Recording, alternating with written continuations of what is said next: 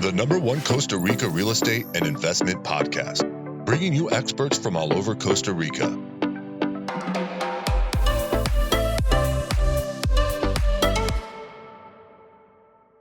Good afternoon, guys, and welcome to episode 186 of Costa Rica Real Estate and Investments with me, your host, Richard Beckson. Today, I flew in via Nosada. I'd been basically working down the northern Guanacaste coast there, checking on a lot of the projects that we have going on in Grande and Potrero and Flamingo. Then in Tamarindo, we've got a new project we're working on in Tamarindo as well. A hotel we're working on in Langosta, and then went and looked at, for a client, a development in Avellanos. Lots of interesting stuff kind of happening over there in Avellanos. I mean, we're seeing a bit of a, I would say, softening of the market in non-key areas. And I'm always happy to chat with anyone that wants to chat about it and kind of about what's happening. But I think that, again, the podcast will really give you an idea of kind of what's happening here. But key areas remain very, very strong.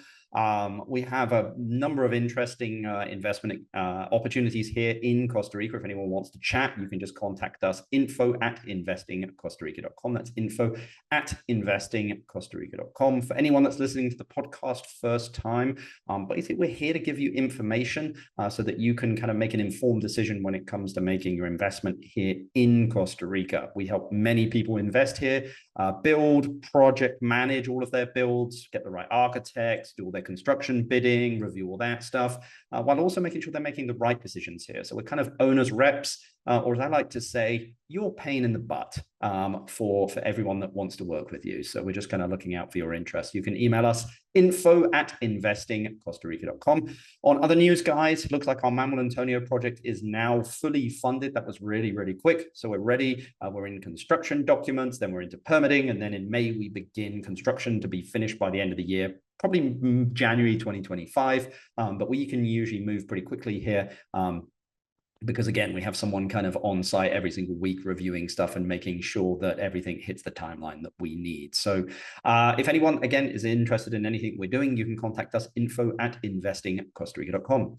Today, we're going to be talking with Alex McGowin. Alex is a CPA and owner of McGowin Tax, a company that focuses on tax for expats and kind of navigating the often confusing and difficult subject of how to manage foreign income, ownership, and investment. So I think a great opportunity to get on here with Alex and chat with him and get his input, because I'm sure there's also some ways that you guys can take advantage of this as well, and he can share some of his knowledge. All of his contact details will be down in the description, but let's get straight into the podcast. Good afternoon, Alex. How are you doing? Hey, Richard. Good afternoon. Doing well. How are you? Yeah, good, man. I really appreciate you taking time out of what I'm sure is a busy day to talk tax with us, which everybody loves, of course. Yeah, of course. Especially this time of year, right? Exactly. At least in the U.S. tax world. Well, I mean, my first question is just kind of get a real gauge of kind of what you're seeing happening. I mean, 2023 was a year that we were getting used to interest rates, people trying, and inflation. Markets seem to have stabilized a little bit here, in the first, 2 months of 2024. But I mean, how was the volume of people inquiring on your side, and also your work being in Q1 so far compared to 2023? Yeah, I would say it's been stable and increasing. I mean, obviously my world, most of what I do is individual expat related. So US people living outside the US, or at least investing outside the US. And, that had a big boom right after COVID, when people all of a sudden, it used to just be people who had jobs that allowed them to work outside the US, but now all of a sudden people could go anywhere and work remotely. And that was a big boom, but I expected that to taper off some, and it really hasn't. I mean, economically,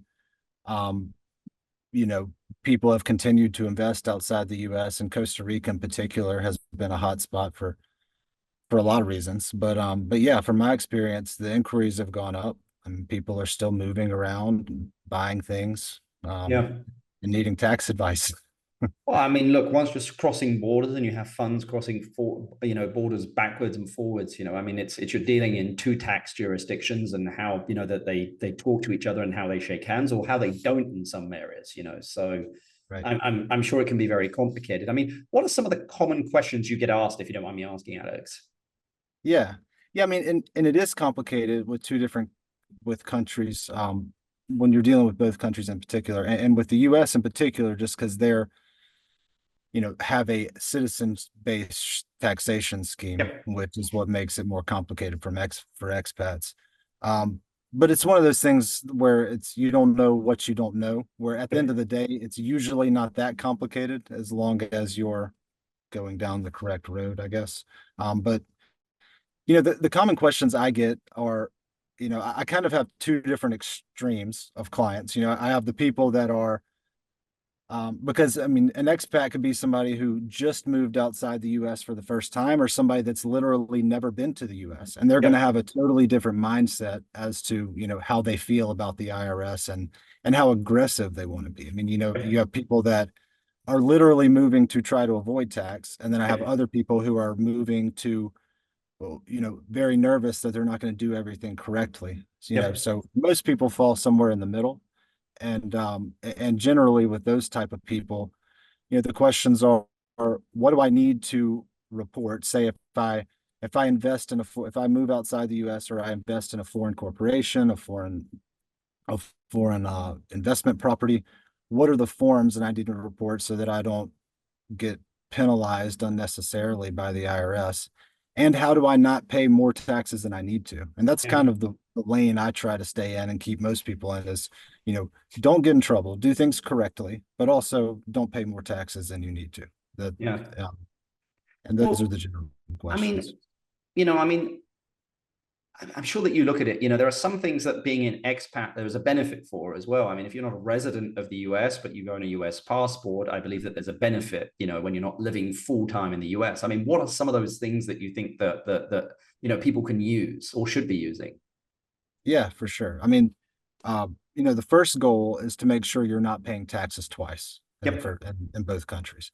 But there's also benefits, like you mentioned. And the main one that I use with people that that have earned income, so salary income or self-employment income, is the foreign earned income exclusion, which allows you to exclude up to 120,000 of US dollar, 120,000 US dollars of earned income per year, assuming you meet certain tests. And basically, the basic test is you have to live. So your tax home where you live and work needs to be outside the US for 330 out of 365 days. So you can spend about a month in the US and still qualify for this foreign earned income exclusion, which is a pretty good deal, especially if you're looking at countries that have low tax rates or no tax rates. Yep. You can completely avoid tax altogether on that 120,000, which is a pretty good deal. Um, and then there's also more complicated structuring alternatives, with foreign companies and trusts and things like that. Um, that just kind of depends. It's very situational as to how that works. I mean, let's switch gears into kind of real estate a little bit, or property. I mean, is it better for me to own property, in a foreign country? Let's say use Costa Rica as an example, in my name or in a company name from a tax perspective? Yeah. So it depends. That's always the best accounting Yep. accounting answer. It depends on the motivation behind the property. Like for example, I talked to two different clients this week, Yep. both of them in the U.S. and investing in a Costa Rican property. And for non and generally people are coming to me after they've already done everything, right? So Yep. then it's kind of like, Well, we you've done it need to now. fix something, right? Yep. But if you generally it makes there's non-tax reasons for owning it through a company, just like here in the US. I mean, generally you own it through a US LLC. Same thing in Costa Rica or another country. It makes sense for whether it's legal liability purposes or access to banking. There could be all sorts of reasons, but it makes sense to own it through a foreign company. The nice thing in the US is that you can actually choose the way that company is taxed for US tax purposes, whether it's considered a foreign corporation or it's considered a flow through. So it's as if you owned it directly. So I Yep. guess to answer the simple answer to your question is it doesn't really matter, but I would suggest owning it through a company for the non-tax reasons, because we can give you the same tax answer as if you didn't own it through a company. Yep. Um, so it cancels those out. But whether you want to treat it as a corporation, a foreign corporation for U.S. tax purposes, or as a flow through, depends on the motivation behind it. And I guess I can give you kind of a brief understanding of the U.S. taxation of each, just so and how Yeah, I advise, please. one client versus the other. Yeah, please do. Because I had two good examples this week of people that one, it made more sense to have a flow through type structure, and one, it made sense to have the corporate structure. Yep. But the default is a corporation, and there's some exceptions to these rules, but I'm talking about like the standard Costa Rican version of the LLC defaults to a foreign corporation for U.S. tax purposes. So if you do nothing, it's a separate company. None of the income or loss from that property, if it's going to be a rental property, is going to flow up to your personal tax return. So that can be good if there's income. That can be bad if there's loss because you're not getting the benefit of those losses. But even on the income side, there's anti-deferral rules in the U.S. that are generally going to make you pick up that income anyway. Okay. So if you have a foreign corporation, you're most likely going to have to pick up the income on the rental property anyway, or if it was later a capital gain, you have to pick that up. Yep. And if there's losses, you don't get the benefit of those losses carrying forward. So they And can't. so that can be a Yep. huge negative. I mean, so like the client I talked with today, I mean, his whole plan is he has a rental property. He invested in that property and is using that to work towards his residency in Costa Rica. And then eventually he's going to sell that property to buy something where he could live. That's his plan. And so most likely, if all goes well, he's going to have a big capital gain on that real estate property. So in that case, if he was to leave it as a foreign corporation for U.S. tax purposes, he's likely, after depreciation, he's going to have losses each year that are accumulating up in that foreign corporation. And then he's going to sell it and have a capital gain in the company that the U.S. is going to tax, and he's going to lose the benefit of those losses. So what I advised is to make an election to treat it as a flow through. Now those losses are going to flow up. It's later going to be a capital gain, and you're going to be able to unlock those suspended losses to reduce your income. Yeah. And so I guess most times it makes sense to do a flow through. When it doesn't make sense is, let's say you're a little bit late in the game and you've already had this rental property for 3 years, and now you're wondering if you should make a flow through election.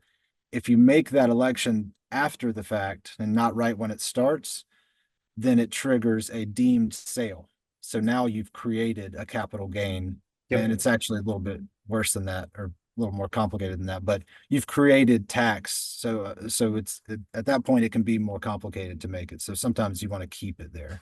I mean, say that I've got a corporation down here. I'm using it as a vacation rental. I'm making $50,000 profit per year. I'm paying tax here in Costa Rica at a rate of 30%. So I'm paying $15,000 down here in tax. If that money then flows to my US corp, do I get credit for that $15,000 tax? So I'm not being double taxed in the US. Yes. Okay. So in a flow through scenario, you definitely do. So Yep. if we check the box of what it's called and had the income flow up to your US return, Yep. then you would definitely get the credit in the US. If you don't, it depends on who the owner is of that foreign corporation. Yep. So if it's a US individual, the general rule is you actually don't get a credit on the dividend coming up.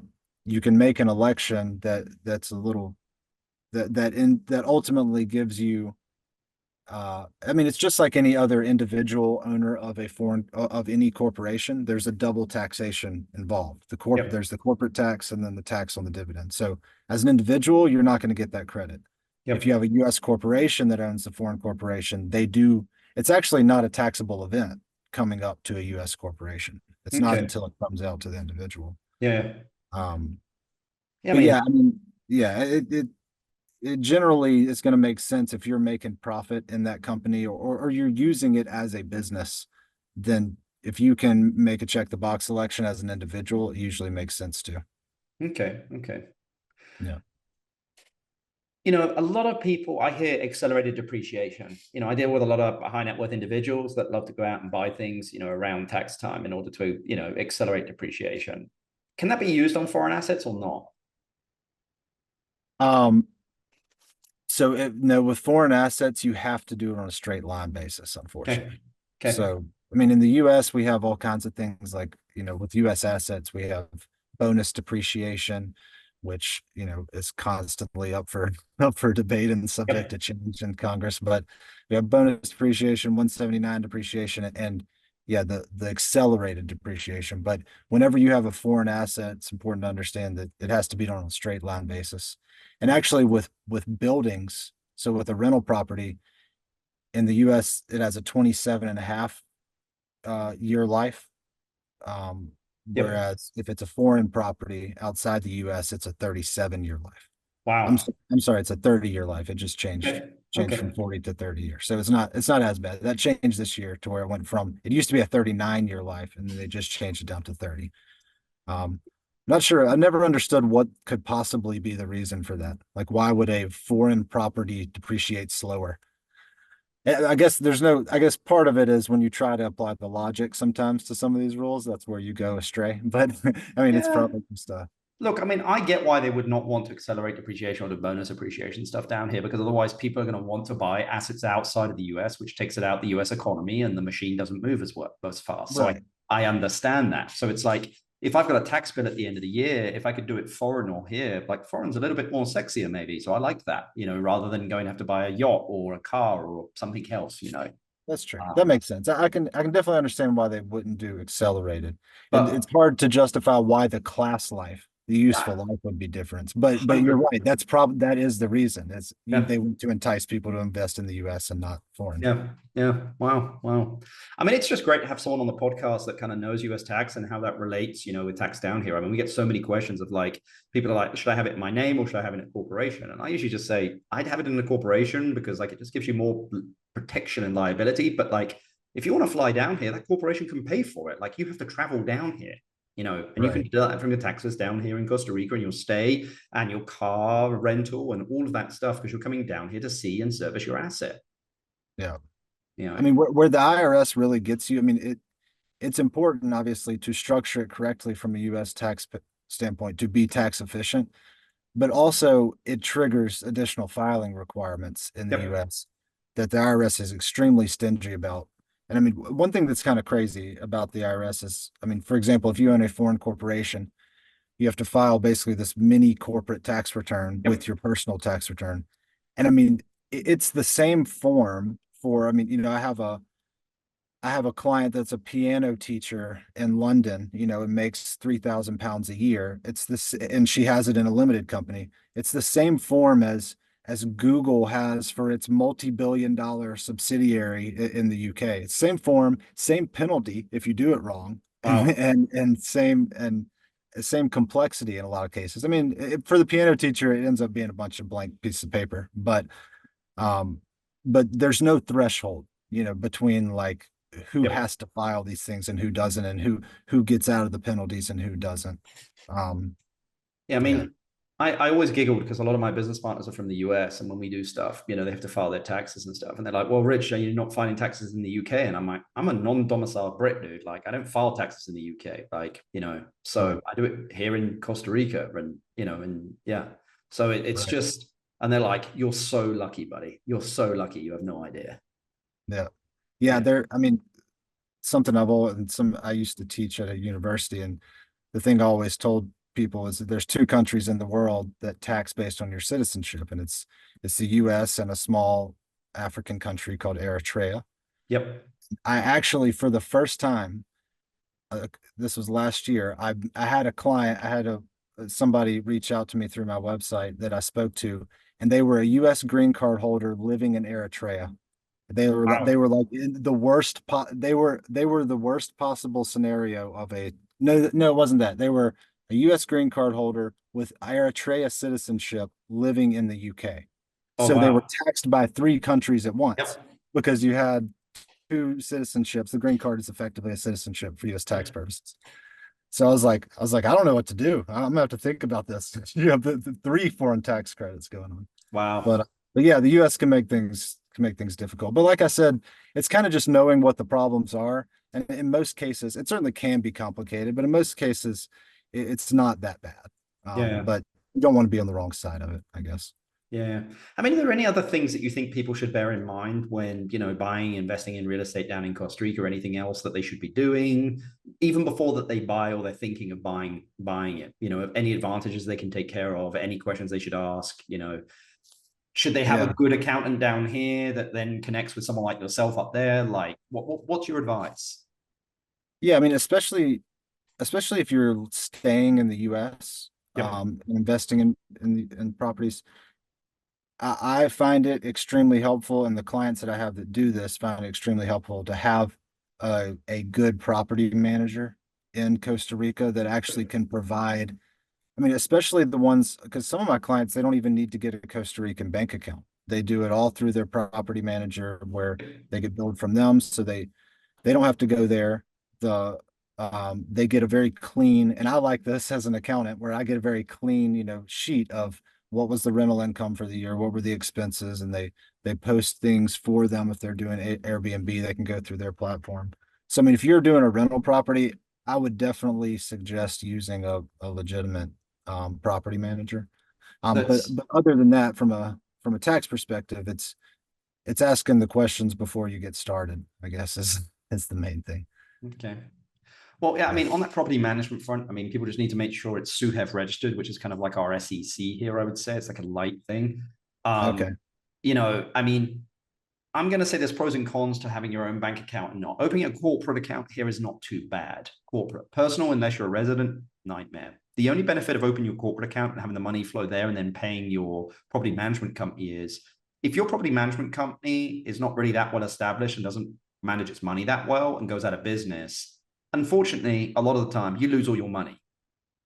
Okay. So Yeah. I've seen that happen. There were, I've been a couple of big ones here in Costa Rica where they were managing like 50, 100 properties, and just overnight, dude, closed doors and there was no money left, and all client money came into one account. Whereas the smart ones, and we do this with construction, we make the construction companies open a separate account. So only clients' money flows in and only clients' money flows out. So we can see all the bills coming in, and then we can kind of see to make sure that, the bills align up with all payments out, so that they're not, what is it they call, robbing from Peter to pay Paul. Right. But from that front here is what a lot of them do is have your corporation open it up, the money flows in there, and then the property management company will invoice you to pay. And, they still manage your account, I but like, see. it's a separate account that you have access to, and you can review everything happening in that account.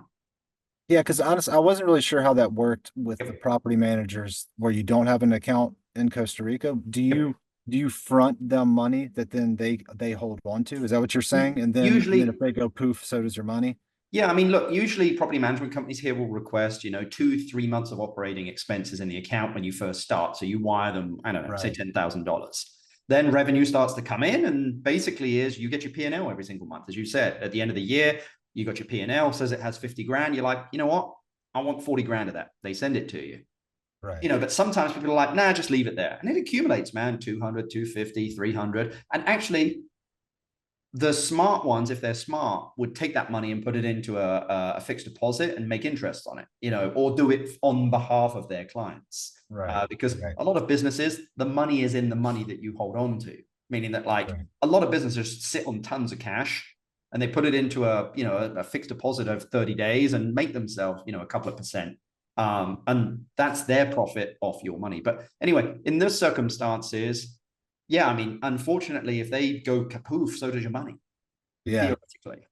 Yeah. So your suggestion is to have the corporate bank account. You can still use a property manager, obviously, to Correct. help you Yep. correct You give them organize access. things. You just give them Give them a access to your, because user then it's your access, money the whole and you time. can limit how Yeah. much that they can transfer in a day and how much they can do in one transaction and that kind of stuff as well. Right. So it is a little bit more complicated. It doesn't take long to set up, but it just makes sure of that, like, I always say people come down here, they get off the plane, they smell the air and like they're drunk, dude, and they do stupid stuff sometimes, or don't ask questions that they would ask, as they typically would do when investing in the US. So, and I think down here sometimes you need to be even more cautious, Mm-hmm.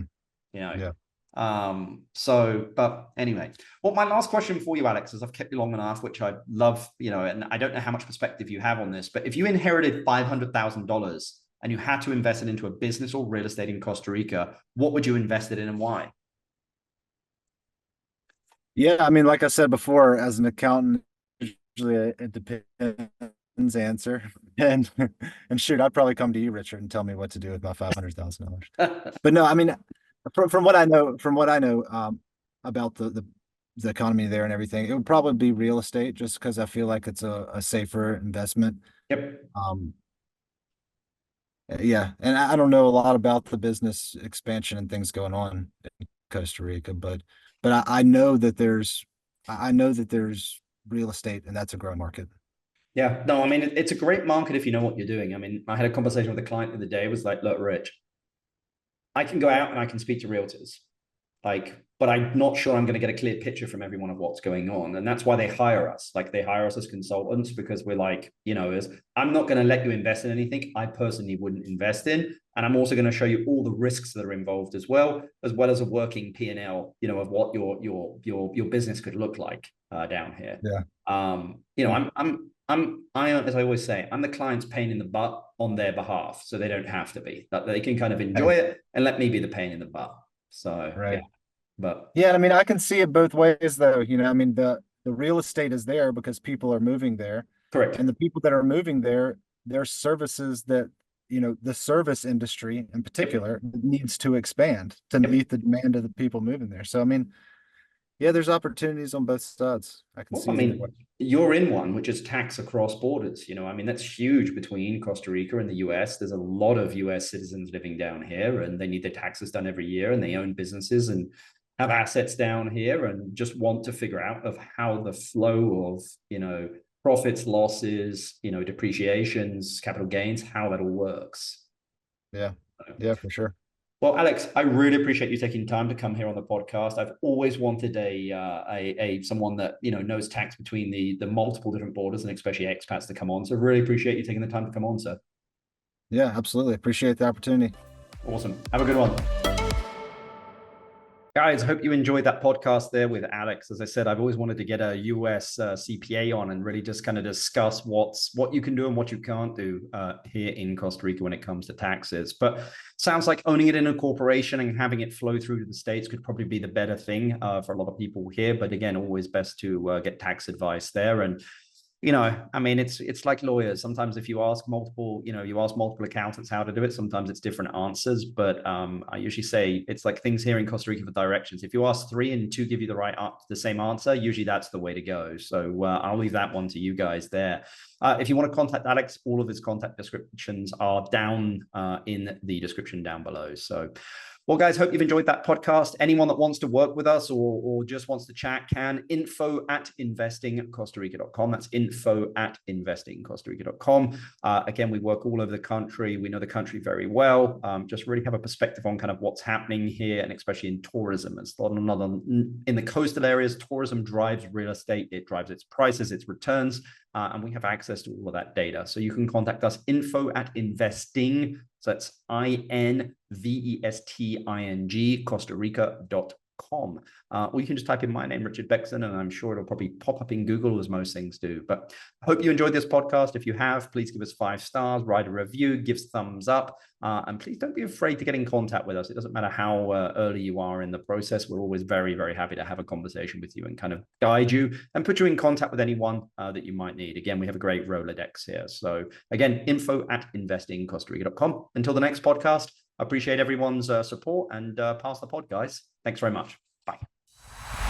The #1 Costa Rica real estate and investment podcast, bringing you experts from all over Costa Rica.